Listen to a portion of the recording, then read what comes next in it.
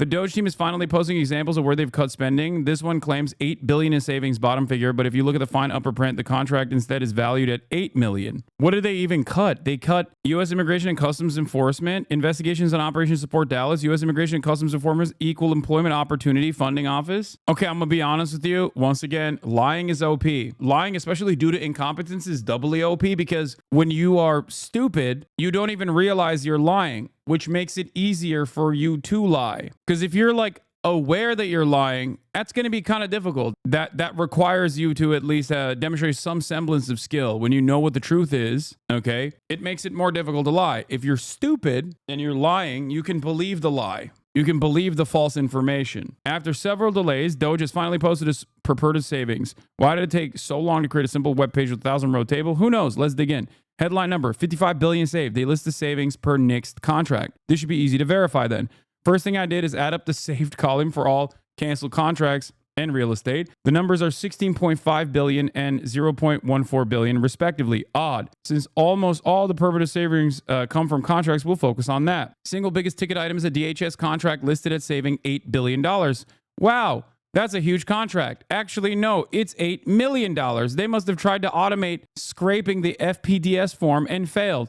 That means we're down to $8.5 billion in savings. So they claim $16 billion in savings, and it turns out it's not. It's just, I guess, across the board, $8 billion. Boom. Half of it is gone. The next three biggest ticket items are all U.S. aid contracts listed at $655 million each, so $2 billion total. Wow, pretty big. Wait, these are IDVs, not contracts. $655 million is the entire set-aside, being triple counted. In the first 5 years, only $73 million was awarded. Only 2 years remain. That's the other side of the story. They were like, oh, the CFPB's entire budget allocation is $1 billion. How much of that $1 billion budget has the CFPB, the Consumer Financial Protection Bureau, utilized so far? $200 million, which means they haven't used $700 million of their budget yet, more than $700 million. When you cut the CFPB, the saving is not $1 billion in that regard. It's also really stupid because the CFPB obviously has returned more than $20 billion back to the consumers with a mere $200 million of expenditure. Claim $55 billion, show $16 billion, actually $8 billion if you lose your eyes on the biggest thing. No, it's going to get worse than that. So we're down to $6.5 billion in savings, and an alarming trend emerges. DOGE does not seem to understand how the government contracts they are canceling work. The savings they are claiming are not annual savings, but rather hypothetical savings if we spend every unobligated penny. And more importantly, they are just getting it wrong. With alarming consistency, these numbers are erroneous. This select group of geniuses has not double-checked even the largest items accounting for the bulk of their claimed savings. This is a sad, pathetic farce. Here's the next biggest item. An IT services contract for the Social Security Administration worth $1 billion. That's a lot of savings. Well, again, this contract spans 6 years. 80% has already been spent. Well, more like $240 million in savings spread over the next 3 years. $80 million a year. That's assuming it's not deliberate. No, I think you guys are attributing malice to how unimaginably incompetent these people are. I think that the negligence is malicious, certainly, like their lack of care is due to malice, but you have to understand that they are legitimately stupid, okay? This is not to abdicate them of responsibility or morality. Because the end result is still the same.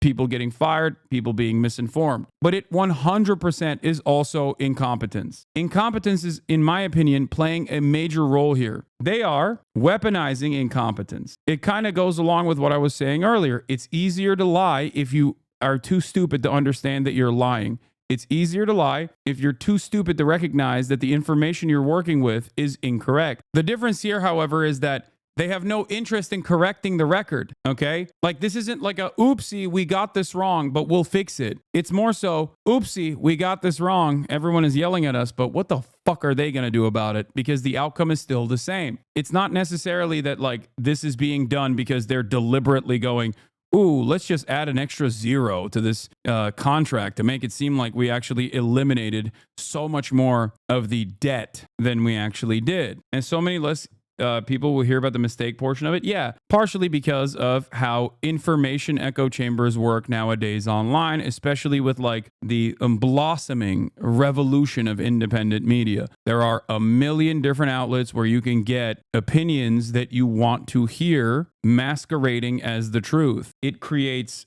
additional permission cycles for false information to present itself as the reality. It creates an environment where people turn around and go, well, these guys are independent content creators. This guy's not even a political commentator at all. And he's also saying how great it is that the government is actually reducing so much of this like ridiculous expenditure that they were spending on, I don't know, gay autism research or whatever. And then every single day, we just move further and further away from the truth. In 2023, this contract funded 1,000 FTEs working $100 an hour. Did we need 1,000 SWEs working on SSA infrastructure? Probably not. These could be valid savings. Disclaimer, no idea what they actually did. But worth noting that these cuts will impact many private sector jobs as well. SWEs, not SVs.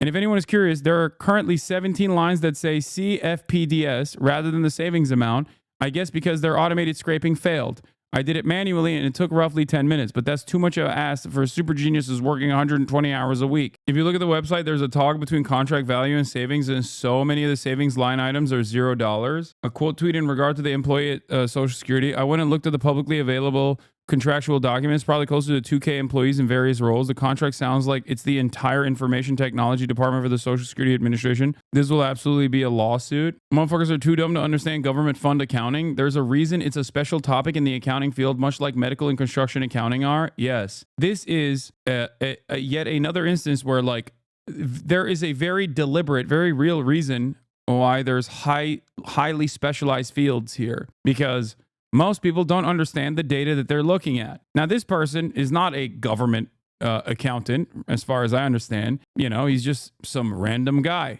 right? And even some random guy can call out a bunch of these inconsistencies.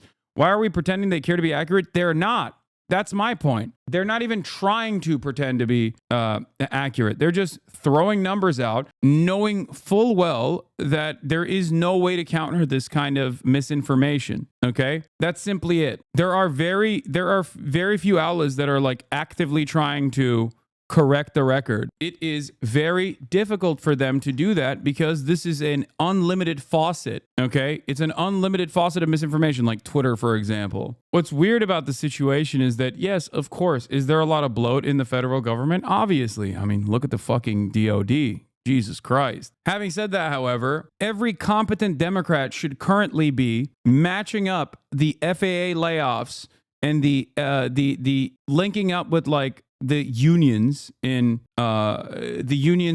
in every part of air travel to constantly say, look at all the planes that are falling out of the sky. Do you really want less people working on your safety? Every Democrat should be saying this, okay? Every Democrat should be saying this and constantly pairing up the Republican agenda of austerity with death and destruction. This would be effective communication. And some of that bloat is necessary because you can't hyper-optimize the government. Shit happens. Healthcare is the biggest one that comes to mind. You let them off the hook when you chalk it to incompetence. It is deliberate. No, it is weaponized incompetence, okay? I'm just simply stating what I think is the truth. And the reason why I'm saying that is because they're not particularly brilliant. Okay, they're not. These guys aren't like brilliant geniuses who are like, ooh, let's just lie deliberately. No, I think a lot of this can be explained with them trying to scrape the data and doing a piss poor job at it.